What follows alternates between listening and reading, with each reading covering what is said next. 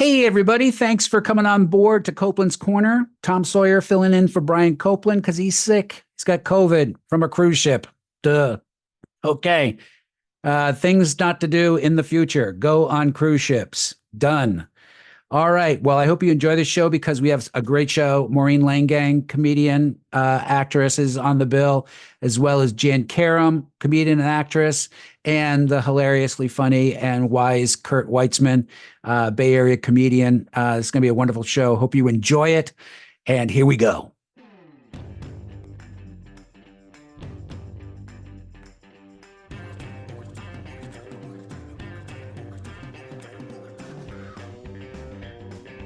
Hey, welcome everybody to another edition of Copeland's Corner. Brian is out with COVID. He went on a cruise and he got COVID. And apparently it's not, he says, really kicking his butt behind. So, freaking Obama. Yeah, I had the first time I had COVID, it was a major ass kicker. And the second time it was like, I got COVID? What? Wow. So I haven't had it get yet. better, Brian. Get better, Brian. Yeah, sorry to hear that. Yeah, I really so- like what he has to say more than you, but that's okay. It'll. No, we love that you're here, Tom, substitute teacher. Yay! Okay, kids, put on your pencils. We're gonna be reading we're gonna be reading a book for an hour. Yeah. I want to watch a movie. Watch a movie. Reefer Madness. Yeah, a substitute from 1990. Yeah. Facing the crowd. Yeah.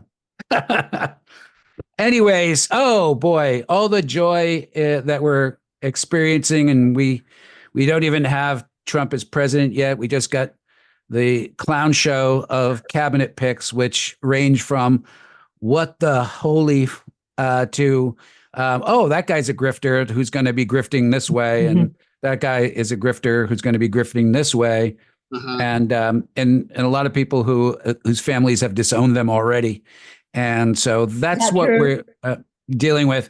I don't know if you guys had a chance to look over the list of the cabinet picks so far, but there are a couple that were like sadly hilarious, like Linda McMahon, the wife of Vince McMahon, WWE co-founder. Yeah. She was the CEO.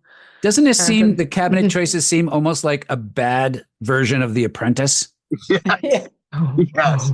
I mean, Well, really. he picked people who have no skills or very little skills, and they don't have skills in organizing their positions and running them. Yeah, I don't know how Linda McMahon. I'm actually grateful that there is a cabinet for her to have an education, because my understanding was education was gone. That the department was going to get shut down. Yeah. And, as somebody I have 5 siblings and 3 work in the school system. I have a history teacher brother, an English teacher sister, and one is a school social worker who helps kids with the troubled homes and situations like that. I am so tired of hearing people come after teachers. They get paid too much. They get the summers off. Are you out of your mind? They don't get paid too much. They should be getting double what they get paid. They have to put up with your crap. Somebody I know who's a teacher, she got called to the office because one of the students accused her of putting the desks in a Nazi swastika formation. She's like, "Oh my, what is happening?" Crazy stuff. They have to be responsible. That so many kids come from bad childhood. Some have entitled childhood.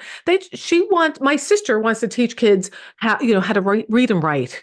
That's her job, to read and write and have a love for literature. And she's very mindful of not putting a heavyset kid with the kids who are going to bully her, or the bully kids with a kid who's shy. But you know what? You can't be everything as a teacher. And I think it's horrible the way we think that we go after teachers as if they're the bad guys. But that's the fascist agenda, is to dumb everybody down, to make education impossible, just bare bones, and to get rid of education so that everybody would vote for Trump. And let's not forget that teachers have a really hard job because they have to. Let's not forget that teachers have a really hard job because they spend most of the year assigning genders to the kids in the classroom. So they're very busy all day like that. Yeah. Oh my gosh. That was in the last couple of years, the friends I lost, that was one of them who actually started just, and this woman was like, I always thought of like, kind of a fairy princess, kind of a healer person. And she started going off on gender reassignment by teachers. God. I went, okay, I don't think that's a thing because we hear about it. One, like it would be public. Two, there's no meetings. Things don't happen on a mass thing if there's no meetings. It's the same thing with Antifa. I can't get my Antifa coffee mug anywhere because there is no Antifa shop, So there's no online Antifa. Join here. Get this neat bumper sticker.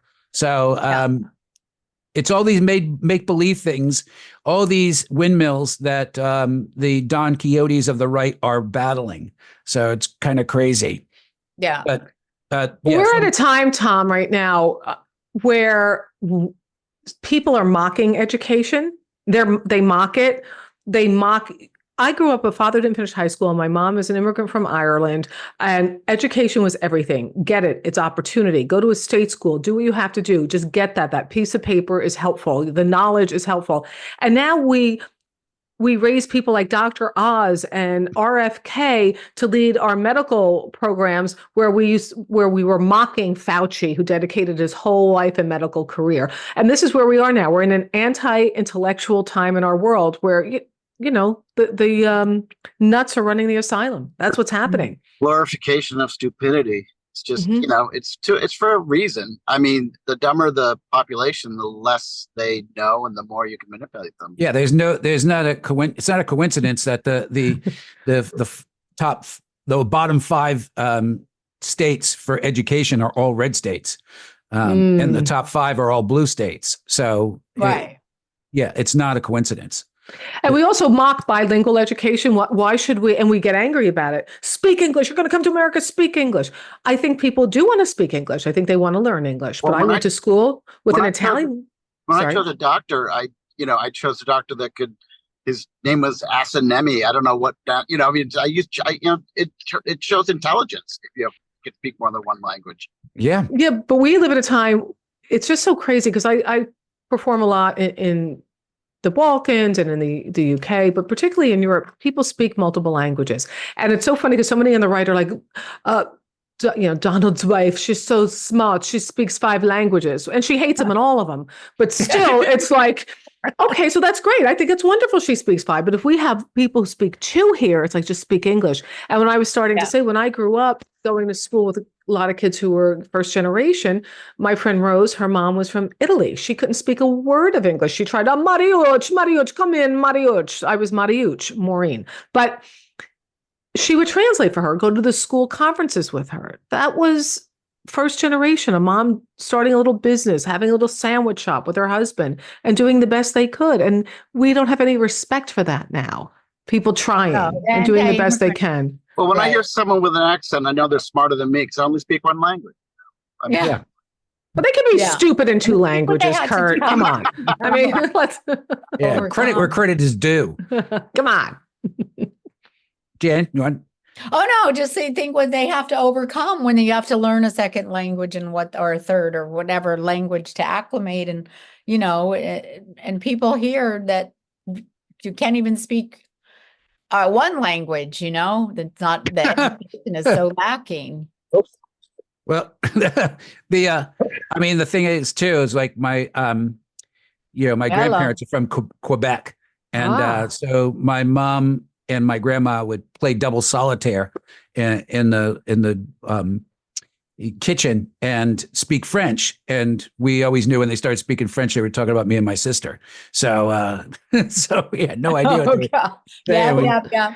Well, I'm, my mom, her mother's from Syria, and then they moved to Detroit. And then when my mom was ashamed, they were ashamed, and they wanted to assimilate, and they wanted to be, blend in the blenders. And they didn't teach us Arabic, which is because of the shame of all that. And that's like a really sad and a dumbing down process of the shame of being and that was a long time ago, and it still exists, but people do get battered for not knowing English. How dare you come here? Learn English. Yeah. And it's going to get worse too, because we just emboldened more than half the population, or slightly less than half the population, to be their worst self.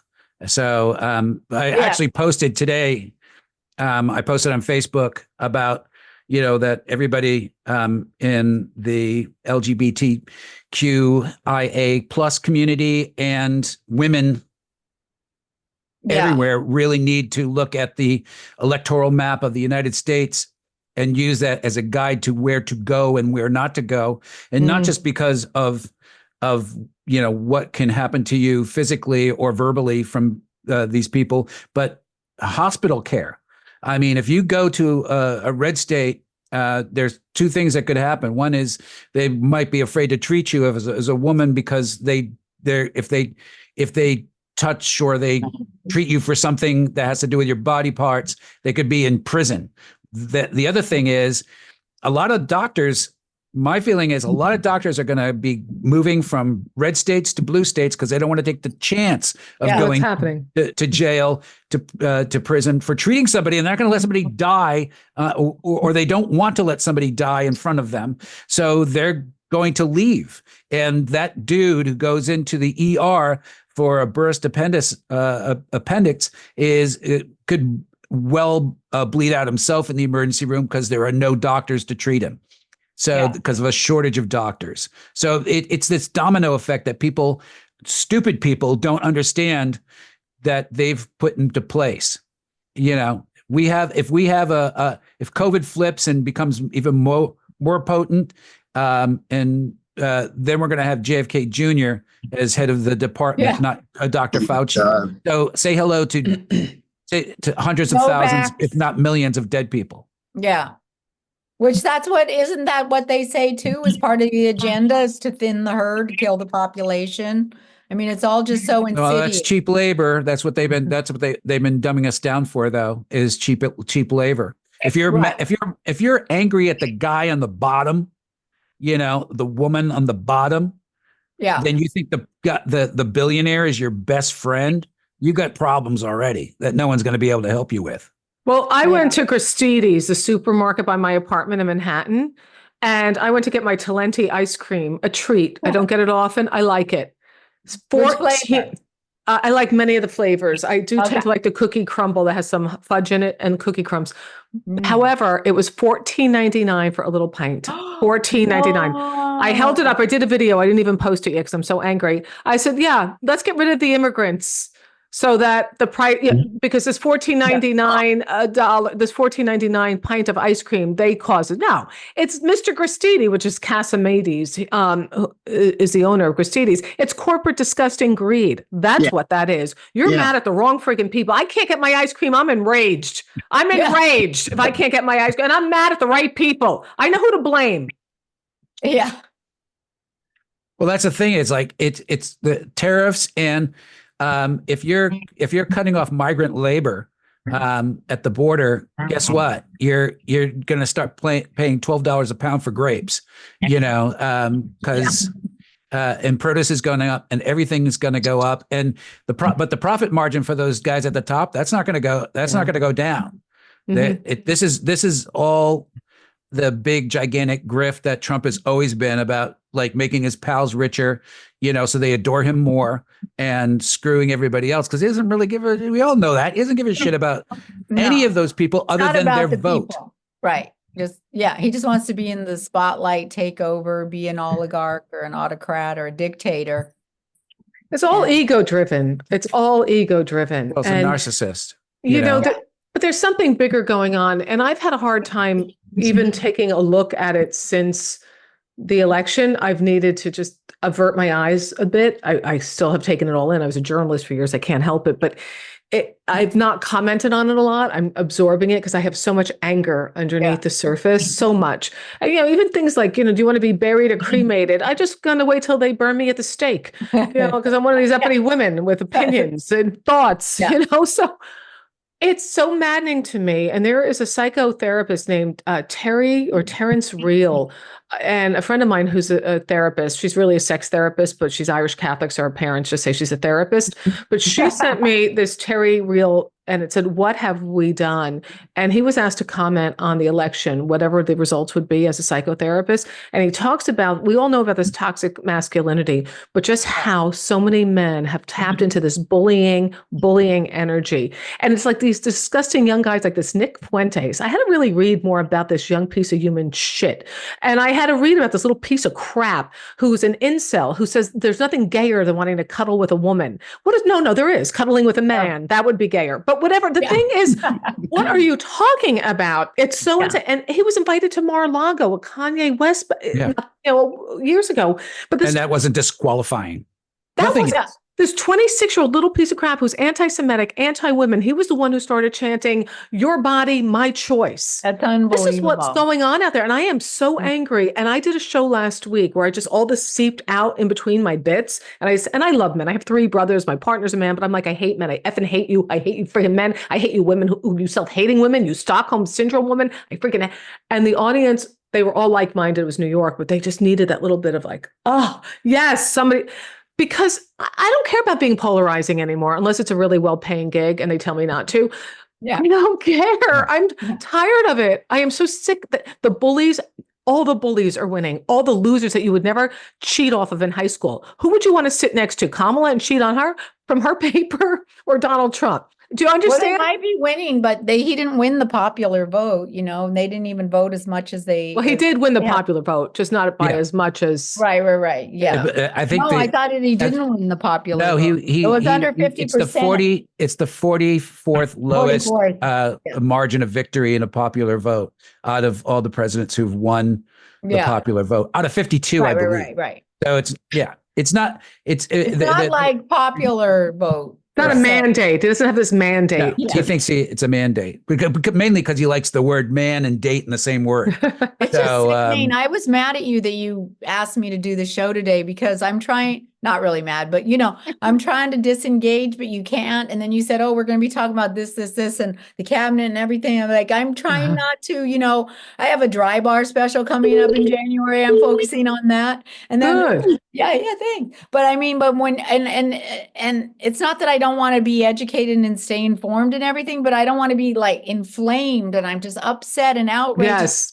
Yes. So much of my life, like trying to comb the headlines and read and watch this and that and the Young Turks and secular talk and CNN or, and I'm not even saying, or read this paper and that, and the New York Times and what they say. And no matter what I do, I'm not saying it's not going to matter, but then I lose out on my work, writing jokes and trying to, move my career forward. And that's what's frustrating about it. I'm really upset that it's just so draining. Yeah, we got to be vigilant, but to what end? Yeah. To what end?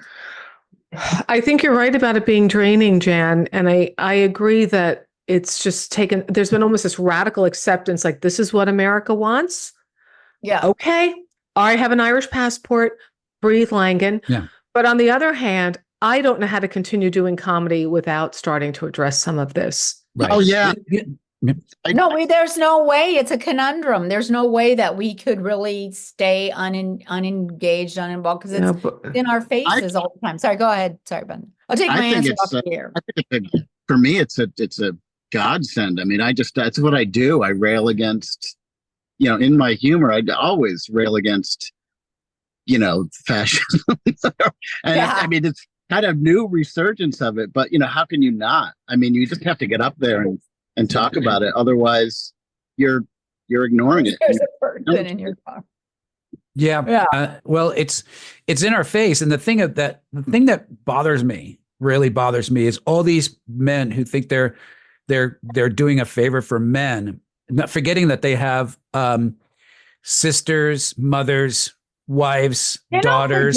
Joe Rogan endorsed a rapist, a guy who has 2 daughters, endorsed a sexual assaulting, an adjudicated sexual assaulter and confessed sexual assaulter. That's what he voted for.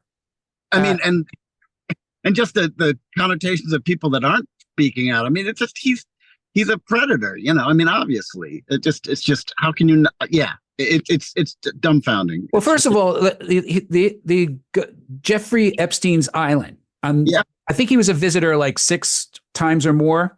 Trump's best friend, apparently. Yeah, and my feeling about that is, I for one can't even imagine a scenario where I'm there for more than an hour and going, holy shit, how the hell do I get the fuck off of this place? Because you can't look around you and see that there's obviously young women who aren't somebody's daughter that are, touching men in ways that shouldn't be happening, and stay there or go back for a second visit. To me, is like, if you went there twice, you're guilty of whatever the fuck comes your way. Because if you didn't get it, if you didn't understand the first time, you're a nutcase. Or you're just completely in denial about your sexuality and what a predator you are and what a pedophile you are. It's I don't care if it's Clinton, because I always get this argument with the right. Well, Bill Clinton was on the island. Well, I don't like Bill Clinton. You're going to be surprised about this, my friend. A lot of Democrats and liberals don't like Bill Clinton and wish they would just drop him. Yeah. I mean, that was a lot of the reason people disliked Hillary. It was like, your husband's a fucking scumbag, I mean, when it comes to predatory sexual, he's a nasty, dirty, he's a dirty man. He's a bad, dirty man. Nasty. I was flying from New York to Florida last week, and at the JetBlue gate, I was talking to the gate attendant, and she said to me, "Things are going to get better." And I just, for some reason, assumed she was on my political side. And I had been very mellow. And so I go, "Oh, good. Tell me why. Tell me why." I like to hear optimistic things. And she said, "Well, now that Trump's in, things are just going to get better." I said, "Well, not for a lot of women." And she said, "Well, how so?" And not for anybody. I mean, they're just, he was elected on 50,000 lies. I mean, everything that people say about the positive about him is just a lie they've heard him say or his people say. I mean, or Fox News say. There's just a lot of money, a lot of propaganda, a lot of bullshit. It's all propaganda. I mean, Fox News, there's a percentage of like 50% of the people, that listen to Fox News are, it's just ridiculous. Well, I said to her, she goes, why won't it be good for women? I said, because they're dying, because they can't get gynecological health care. I said, I had 5 miscarriages. If I were in the state of Idaho, I could not get a D&C. I would have to wait I was near death's door. I would have to wait till I had sepsis. Legally, I could not have that removed from my body. I'd have to go to another state. This is where the doctors are leaving these states because they're going to get sued. Women are getting travel insurance in case, God forbid, they find themselves in that situation. She goes, "Oh, I didn't know that." Yeah, because they're keeping it from them. It's all. They're not reading. They don't read. They don't just listen. Eggs, milk, butter. Okay, I hate eggs. Freaking hate eggs. Nobody should eat eggs. You can't read books in Florida. I don't want you to eat eggs. They're disgusting. Okay, that's what I tell them. I can't. I was just in Florida. They're banning freaking books. I said, read the book. Tell me why you don't like it. Let's discuss why you didn't like the freaking book.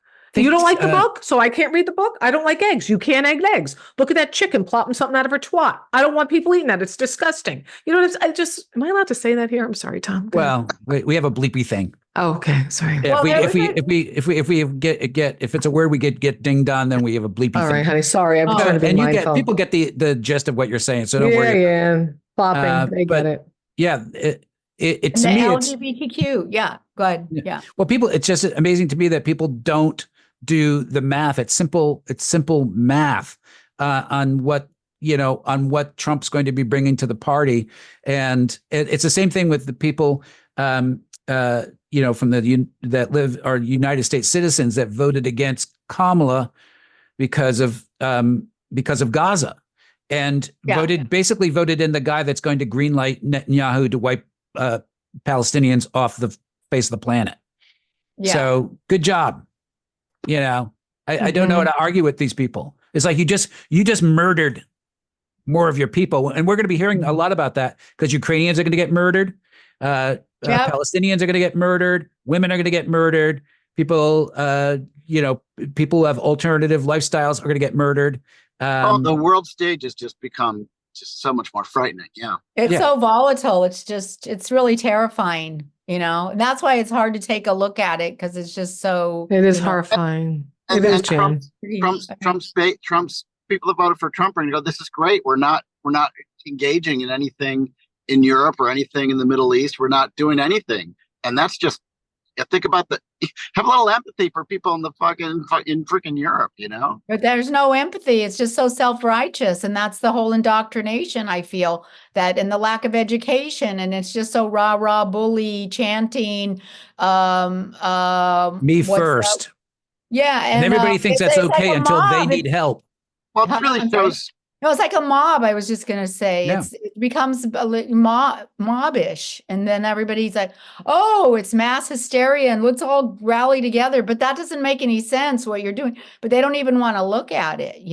It's it's just such a big sociopath from a sociopath who Completely. they engineered this machine that's just so massive. Yeah. It's basically people dangerous. saying, I would do the exact same thing if I had incredible power. I would make everything for me and my family. And that's just, it's psychologically bent.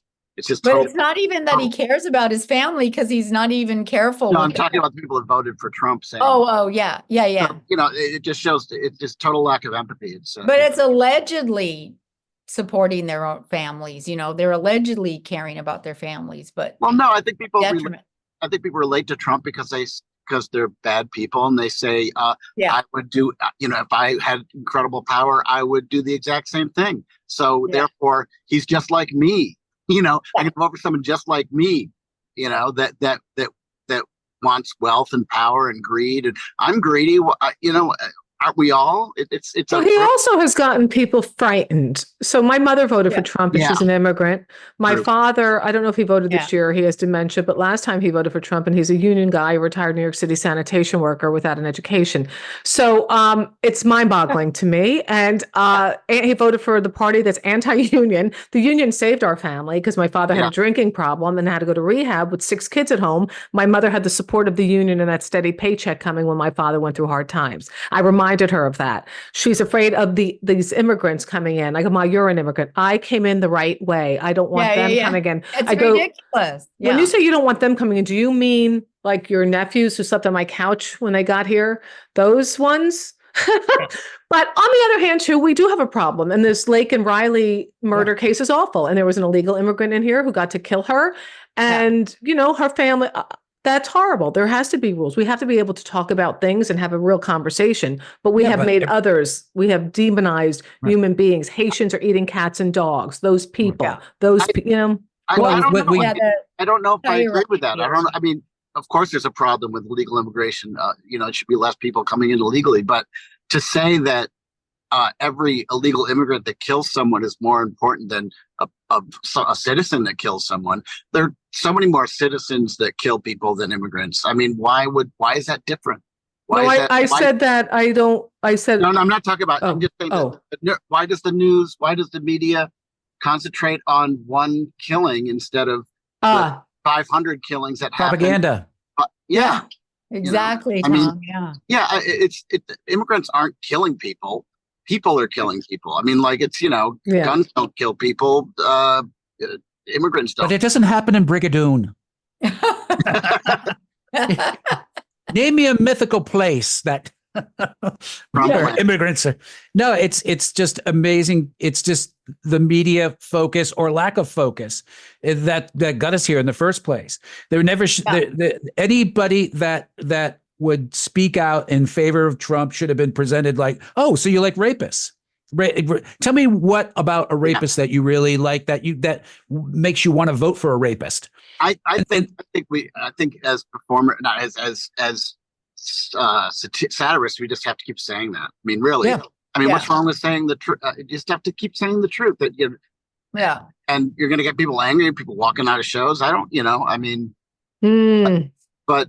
I mean, it has we have to find out. I think everyone has to turn into a bit of an activist, and it can be simple things like, for instance, being canceled from a gig. I mean, but that can help your career. That's a good thing. But Yeah, if it gets, you know, a news article, you know what? Just get open micers to do it. That's what. Yeah. You know what I'm waiting for is I'm waiting for the next Bill Burr appearance, if he does another appearance on Joe Rogan, because his wife is African American and she's really anti-Trump, and I can't imagine like Bill like being really happy with Joe. And I saw Bill Burr on Bill Maher's show, and boy, I'm sure he just kept subtly punching Maher in the face. And so I can't even imagine what Bill Burr would do with Joe Rogan. Yeah, if he's back there again. Since the election? I can't imagine when doing it. Oh, to tell you the truth. Yeah, it would. I think Bill would do Joe Rogan show again just to basically see how long he can punch him in the face verbally before Joe stops the show. You know, Tom, when was he on Maher? When was Bill Burr on Maher? Recently?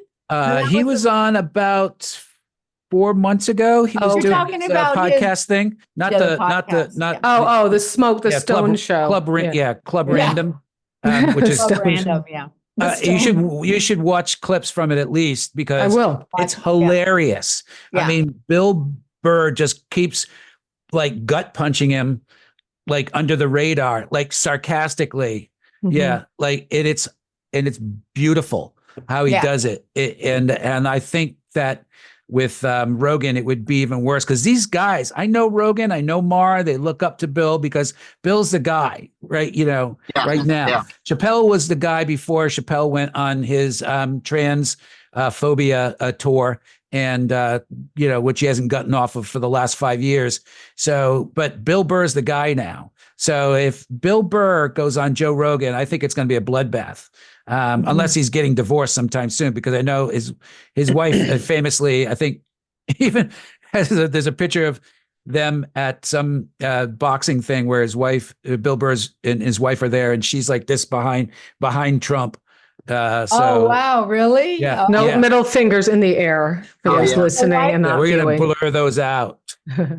So why would they be getting a divorce? No, he's joking. I'm just saying, unless he was getting a divorce, there's no way he's not gonna. I know Bill loves his wife dearly, but there's it's just gonna be a bloodbath, and because Bill speaks his mind, kinda. One of the things about Maher that's troubling to me, I like his show. I think he's brilliant. I think the writers are great. I like the show. I like a lot of the interviews. I like the panelists, the guests.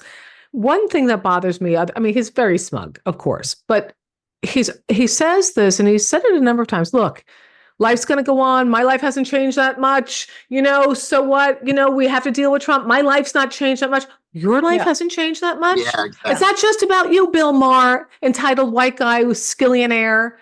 You know, like, you make some good points, Bill, but you're missing the boat on this one. Your life hasn't changed that much. Well, look at some women who have died of sepsis. Look at what's happening to immigrants. Look what's happening to LGBT. Stop it. It's not just about you, Bill. It's always funny to me because Bill will call out Trump for being a narcissist and a whiny little bitch, and yet Bill can't stop talking about the fact that he can't like do jokes denigrating women without getting a ton of shit for it. And it's like, dude, you're so past 1990. You know, we all move on. And you know what? I don't know if anybody caught this. I just saw this recently, and I keep meaning to watch the whole interview, but there was an interview recently with Jerry Seinfeld where Jerry Seinfeld finally got it. And he was talking about the comedy in relation to a really great skier, Olympic skier. And he was saying that no matter where they move the gates for the skier, she's going to figure it out and get to the bottom and win. And that's what comics need to do. And that's what and he said, this is where I was wrong. I was mad that they moved the gates, and I should be a great comedian enough to be able to maneuver around those gates and get my point across. And I think he finally understood that his crusade against college kids and against, not being able to say what he said 12 years ago. Well, dude, it's always been that way. nobody's opining for Denny Johnston's Sergeant Savage, bit. Nobody's going, what are the days back where we could really make fun of of a gay guy and let him have it? Nobody's doing that. The goalposts change. That's what the comedy's about, always. In comedy, but not in politics. The goalpost has just been completely blown up. Well, this is a bunch of angry little boys who are very upset that they can't say a bunch of words that they used to be able to say and not get in trouble for it. Yeah, you're talking about comedians. Yeah. Well, but I'm talking about people in general. The whole thing, and like somebody like Piers Morgan keeps thinking that it's the woke thing that got the Democrats in trouble, even though Democrats hardly ever talk in terms of wokeness. It's mostly liberals, and it's mostly the people that are being dicks about it are mostly in the comment section where everybody's a dick. That's where comment sections are mostly. That's why I got off Twitter, because there's no real discussion or real debate. There's like somebody saying something horrible about somebody that they don't even know for a thing about. Are we allowed to deport Piers? I'd like him to go. I'd really like him to go. He is an asshole. Such an ass. It's just so much hostility and aggression, and like that's the temperature, and that's what you're up against, and that's what you're fighting with. You're upset about wokeism. I'm upset about the guy who raped somebody. Yes. I'm upset about that dude. Yeah, exactly. That's insane. Somebody said to me, there's a guy at one of my shows, and he said to me, hi, he said to me that, so Trump harassed a woman. I go, no, he's sexually assaulted. Sexual assault is another term for rape, right? Am I wrong? Am I missing something here? I go, he didn't harass. He did a lot more than that. But I wanted to ask, I'm wondering what you guys think about this, particularly if I can ask a question. May I pose a question? Jan, I feel this energy that's going on nationally right now, politically, reminds me so much of what I've been experiencing for 25 years as a stand-up, the toxic masculinity in green rooms and clubs all around America. I really feel that was a microcosm of what we're now seeing, that, putting down the gays, putting down the women, putting down anybody different, just lambasting. Just the things that I have heard and we've had to endure as female comics in a green room, and you have to let it fly off your shoulder. No big deal. Act like you don't hear it. Act like it doesn't bother you. Give it back. Be cool. Go with the flow. And some of it you don't mind. Some of it's razzing and you're having fun, but some of it's really blatantly disgusting. And I feel that it really mirrors what I'm seeing now on a political level. I was just curious if all of us have been in comedy for so long, wondering if you agree with that. Well, yeah. And what I was just going to add, but even in comedy, like Joe Rogan's made his little island over there in Austin, and brought all those guys over. It's such a bro. I mean, I don't think that comedy's evolved in that way, where it's just very bro, very masculine, very toxic masculinity, very misogynist. And you are still not even allowed in. We're not really allowed in. We're a little bit, but not, the landscape is is still very male. I'm not addressing what you're saying about the political scene, but it's everywhere. Don't you think, Tom? Because you had Cobb's. Yeah. Cobb's. Well, I heard that the question I got asked a lot in the media, and I still get asked that. You think women are funnier than men? And I was on a podcast that was hosted by a woman, and she asked me about that. And I also think that having fewer women in comedy isn't a slight on women. I think, honestly, being drawn to entertaining a room of complete strangers and trying to desperately to make them laugh is not a sign of a stable mind. And I'm saying that because I tried to do the same thing and I failed at it, because but it's we're kind of screwed up in the fact that we're kind of drawn to that need. And so to me, I would say having less women in stand-up comedy, maybe women are healthier and don't need that. I disagree, right? And Maureen, I'm just saying, but in general, I disagree. I know so many women in life that are funny, So just Yeah, it's not a matter of funny. I know, but that's another prejudice. Is like, are men funnier or women? no, Like, I'm not saying it that I'm saying you are funny. No, I'm but saying people being ask drawn you to that. do this is not necessarily something that, we do it because there's something, it's kind of something missing in us that we need the appreciation of complete strangers, that makes us feel good about ourselves. And I think you might have a point. I'm not saying this about women. I'm saying about comedy in general. Right. So, Yeah, I hear you. I hear you. I think you might have a point, but I think that the key is that people are not willing to let women be that be off to have that show that of themselves. But I also heard in the years I did this, I also heard Black people aren't as funny as white people. What? So yeah, in like the 80s, I've had some comics that go, oh well, we know white people were saying that. Yeah, white people were saying that. Yeah, white guys were saying that. White guys are saying women aren't funny. It's the inability to let them to relate to them.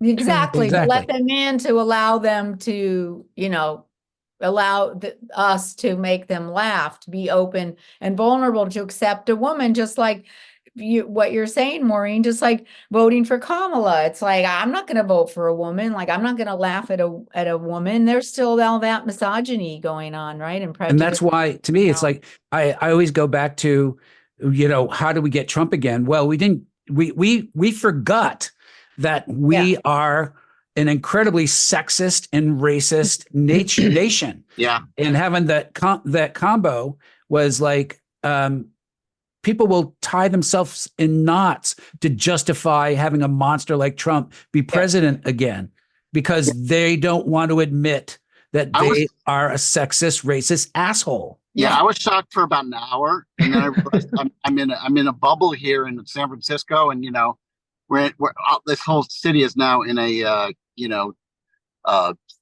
therapy-based economy now. but it's everyone's in shock, but no one living in Ohio is surprised, that's for sure. Well, men will vote for men, women will vote for men, but not all will vote for women in equal numbers. And I have had one club owner tell me that somebody said, this is lovely, gash don't sell. And I got from the word of it, I didn't know, had not used that word in a sentence prior to hearing him say that. I got what it meant. And then I realized it's a 1920s slang for vagina. Wow. And I'm like, that's nice. So we have this where women are not as valuable. So if you put a woman's name on a marquee, they are conditioned, the public, that it's not unless it's a very famous woman, as strong as going to see a man. So I think there are a lot of women who want to express themselves and have voices and senses of humor. And I've seen it firsthand that they don't get the same opportunity. They just don't.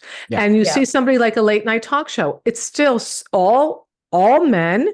And then what happens is the men get their writing buddies who have similar mindsets. And then that humor goes out worldwide, nationally, as the zeitgeist, as what comedy is.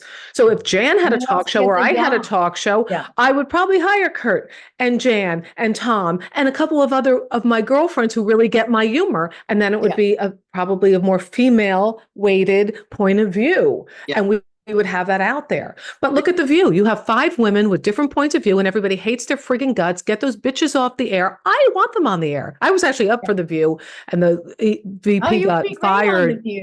I didn't get on it. I was supposed as a host, as a guest host to be considered to host it because I was a journalist and now I'm a comedian. And the executive vice president, VP, whatever the heck his title was, executive program director got fired literally 2 weeks before I was slated to be on. So that was like one of my big disappointments.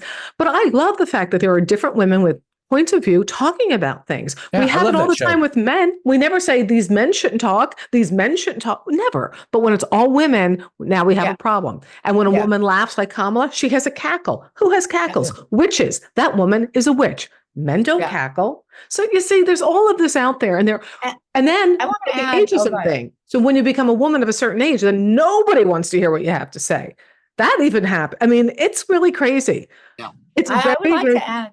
Go ahead. I'm sorry, I'm off my soapbox. Sorry, Jan. No. No. I just wanted to add to what you were saying about I live in Los Angeles and looking for work if anyone wants to book me.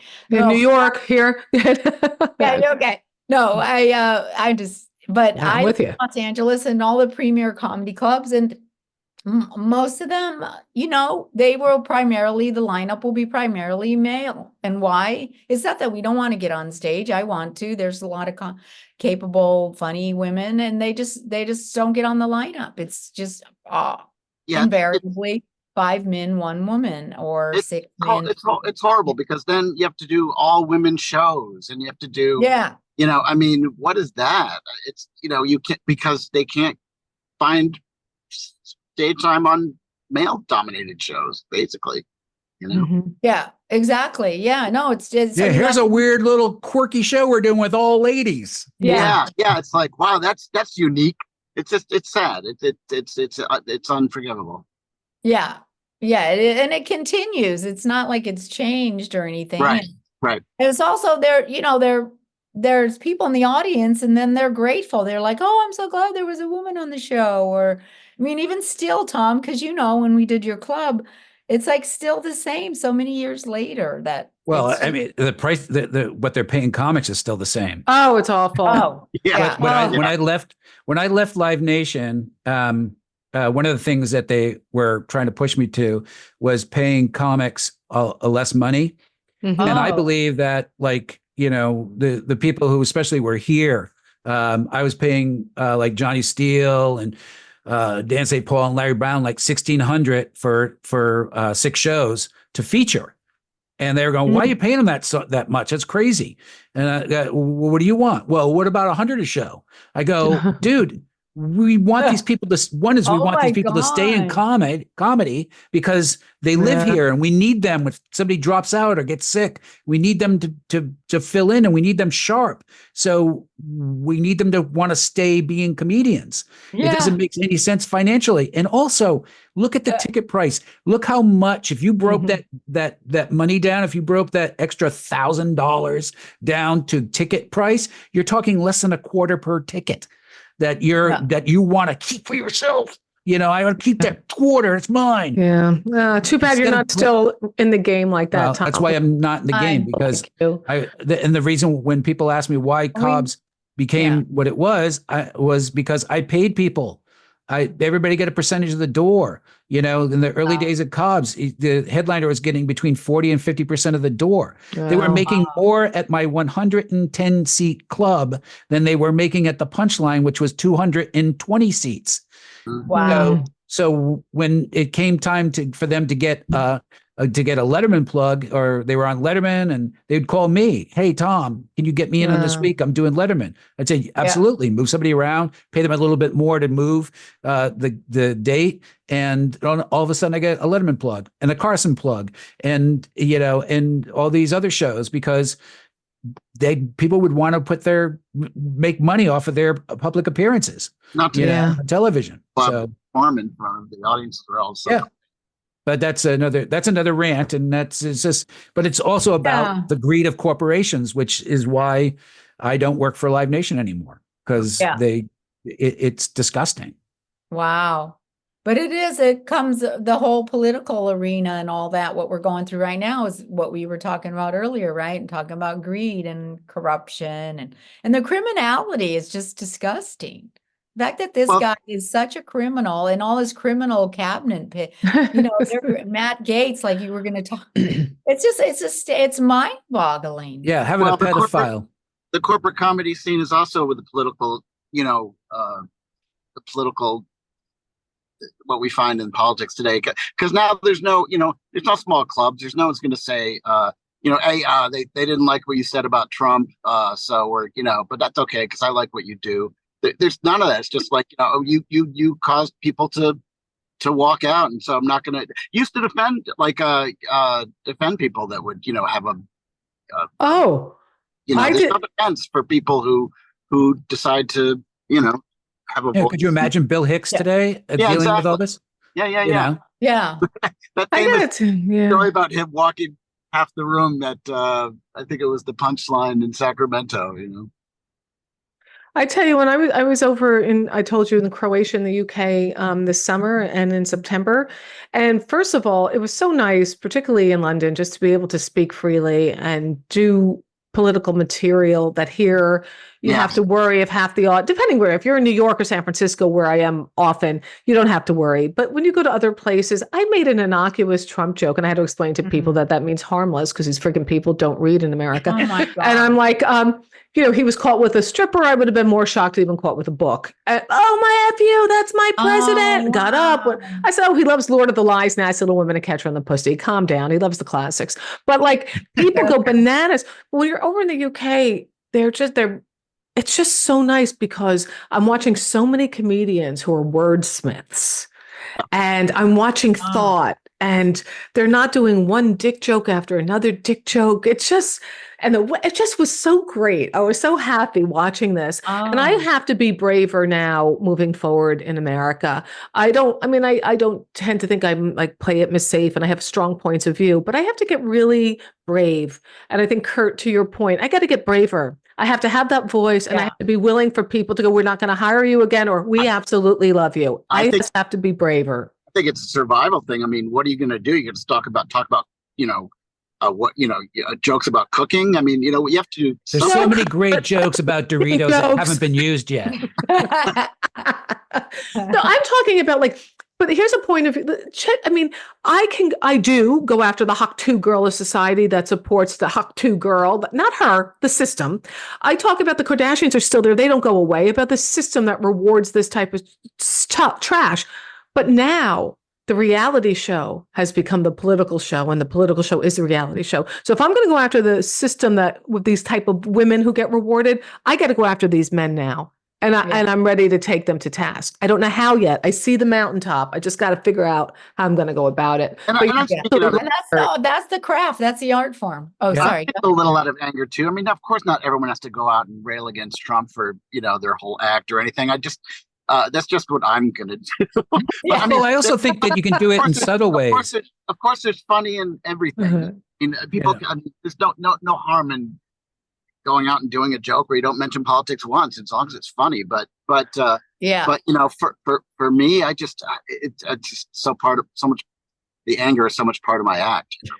Well, you can be honest to who you are and what you think and where you live in your daily life. If you're trying to fit in instead of be your true self, you're never going to succeed. Yeah.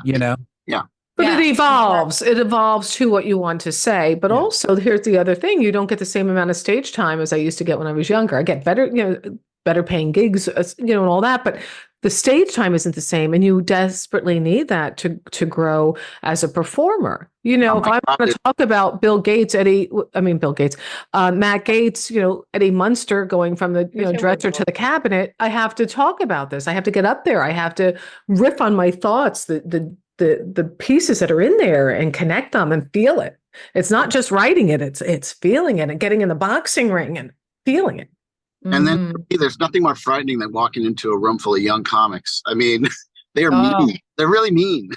Yeah. I mean, it's just, you mean mean in their act or? No, just in their green room. And they're, I was just,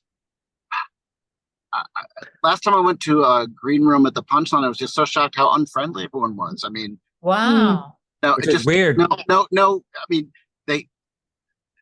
people they see there every other week, they're friends too, but they don't talk to anyone. It was just weird.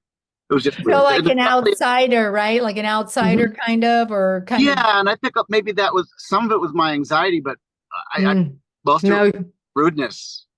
I've experienced that. Courtesy, courtesy. I know I was never like that. I was always intrigued. I always like to talk to people, Yeah. There was a young comedian, a guy in about his 30s, and I walked into a green room in the Bay Area. I will keep it unnamed. And I walked in, I go, hi, everybody, I'm Maureen. And I'm sure I know half of them in there or don't, hi, I'm Maureen. I was just walking into and I get a little shy too, because I don't know this one or that one, but I just want to give a blanket hello and set a nice tone. Yeah. So one guy, and I've met him a number of times, he's looking at his phone and just done this. He goes, yeah, how you doing? I go, do you mean it or are you just saying it because you're not even acknowledging me? He goes, no, I don't mean it. I'm just being polite. Oh my God. Well, I guess, yeah, I just guess I got to say, no, because I'm just being polite, but not being polite, So I got a call about a week later. Somebody asked, is he any good because they had a good gig? And I didn't rip him. I said, he's a really rude person, but he'll get the job done. Oh, yeah. When I see him next time, I'm going to say, remember the time you didn't say hello to me? Just want you to know that sometimes people are going to call and ask if I know you or other comics for a recommendation. So it's okay to lift your eyes and feign some real sincerity, you piece of human crap. Well, I'm a voice actor now. And what they always say when you get a gig is be your nicest self, show up early, give them what they want. Don't push back on something. They're paying you. That's their dollar. You're working for them. Be easy to work with, because if you're hard to work with, it doesn't matter. Eventually, even if you're famous, at some point, they can't wait for you to fall on your face. They can't wait for you because everybody wants to slam the door on you. There's a reason why Tim Allen doesn't work anymore. It's not because he's not a funny guy. He's an asshole, and people couldn't wait for him to fail. Really? So they had a reason not to help him up anymore. Really? Oh, Tom, dirt. I got the dirt from you. All right. Well, I just think it's human nature. When you're being a dick, people will put up with it if you're making them money. When you stop making them money and they need a hand up, hey buddy, I had a bad stretch, I had 3 flops in a row. Can you give a guy a hand? I'll do it for half as much as I normally do. And they're like, no, I want to watch you fall as hard and as far and fast as you possibly can. Which is why you try to be a nice person and try to treat people like you want to be treated. Well, I remember when I started working with actors, I was like, wow, these people are nice. What? I want to be an actor. Yeah. Right. Assholes. Yeah. Yeah. I mean, social decorum, it's like there's something to be said for that. And that's what's so sad about the political landscape too, when this person in office, I don't even want to say his name, and the whole cabinet and the whole mess and the whole buffoonery, and it's just the hostility and the, I just think the world has become the chat room. The comment section. I think I mentioned this before, but it really makes a point of the chat rooms or comment sections. They're sort of like the version of you when you're in a car alone. Yeah. You're screaming the worst obscenities that you never otherwise fall out of your face. If anybody else was in the car with you, you wouldn't say those things, but you do when you're alone. And that's how it is when we are in those chat rooms and under the guise of freedom of speech, do what I want, and the whole Joe Rogan thing, bro, man, trending. I don't know I don't know what the percentage is of women that do Joe Rogan's show. It's got to be really low, but Joe's always had a problem in that department. I don't know if you guys ever saw when Jimmy Kimmel and Adam Carolla left the Man Show and he took over for, I don't even know if it lasted a full season, but he took over the Man Show and it was horrible. I didn't watch the Man Show. It was so bad. Watch the Man Show. A minute of the Man Show when it was, I guess, good. I don't know. Well, I think Jimmy Kimmel could make fun of. Like before it was good. I thought it was horrible. I thought it was. Well, yeah, but if you want to know what real horrible is, Joe Rogan's version of it. Yeah, because Jimmy Kimmel knew how to laugh about his being a male, make fun of himself. Jimmy, at least is pretty good at self deprecation. Joe's got no clue. Right. He really doesn't do self-deprecation at all. Yeah. Really?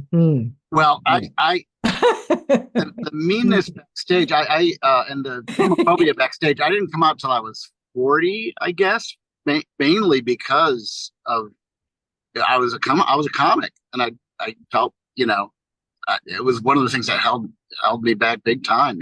I mean, back then in the 80s, it was just, the gay comedy was just getting started in San Francisco. I can't imagine if I was living somewhere else. Oh my God, Yeah, gosh. Oh, yeah, forget it. But it was just the homophobia backstage was just, not so much That's sad. I'm but, sorry. But I felt bad. No, I felt bad for the gay.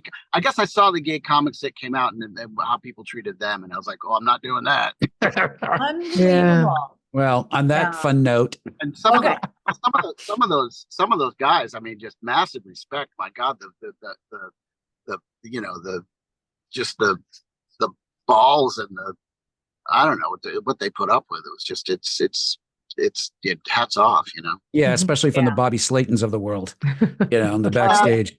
But Bobby Slayton, you knew. I mean, you knew he. I never took, you know, jokes of people that I thought were good people. I always, you know, you always assume that it's a joke. You know, he's riffing and stuff. They're decent. I know them. They're a decent person. He does this to everybody. Yeah, kind of thing. Exactly. Kind of. It's the person that doesn't do it to everybody, that especially doing it to you. But it's the people that you're just like, wow, he is a jerk. He is, because he means it. You know, there's a big difference. It's a big difference. Well, guys, I have to wrap this up because it's that time. But I wanted to thank you all. Thank you, Tom, for having us. Thanks, Tom. Great job doing this. Yeah. Oh, thank you very much. I really, really appreciate you guys, and you're terrific. And you'll definitely all be back on the show at some point or another. And if you guys got anything to plug, now's the time. We'll start with Maureen. Okay, I'm going to be in the Bay Area Thanksgiving weekend. So on Friday, the 29th, I will be in Menlo Park at the Guild Theater. And on Saturday, November 30th, I will be in Grass Valley at the Center for the Arts there with Augie Smith. So it's a San Francisco comedy competition like Best Of. I'll be hosting that on the 29th in Menlo Park. And then me and Augie Smith in Grass Valley on Saturday, the 30th. So if you can send us some links to that too, we'll try to post it on the bottom on YouTube. No thank problem. You. And all the information's at MaureenLangang.com, but I'll send it to you. Cool. Jan. Oh gosh. Well, I have a gig November 30th. I think it's in Bellflower I think it's called the Comedy Club. I better look at that's. And then I have a few other things, and I'm getting ready to do the Dry Bar, which you can watch on YouTube probably. I don't know by the time they edit it, but I'm getting ready for that very clean show. It has to be very clean. So I'm clean, but there's certain things it's kind of, I heard it's a great audience, but you know. Great audience, Jan. I don't think I can do any political stuff. But yeah. And then I have my one-woman show on YouTube. And so you can watch that if you want to. What's the name of it? It's called Reclining Nude on La Cienega. And it's about the patriarchy and what we're faced with as women and how we overcome it and find our artist colony in this world. Oh, awesome. Wonderful. Yeah. Yeah, send us a link to that too. We'll see if we can get it. Okay, we'll do. Yeah. Okay, great. Awesome. Kurt. Boiling Frog Entertainment. Go to that, and we do gay wedding documentaries. If you know anybody who's getting married, give us a. We do wedding documentaries, and I'm having a novel that'll come out probably a few hours after my death. So it'll sell. Yeah, but yes, Boiling Frog Entertainment. I'll implement a lot of stuff there to watch. Cool. Well, thank you all for being on. Really appreciate it. Good job, Tom. Conversation. Thank you very much. Good to see everybody. We'll see you next time. Get well soon, Brian. Brian.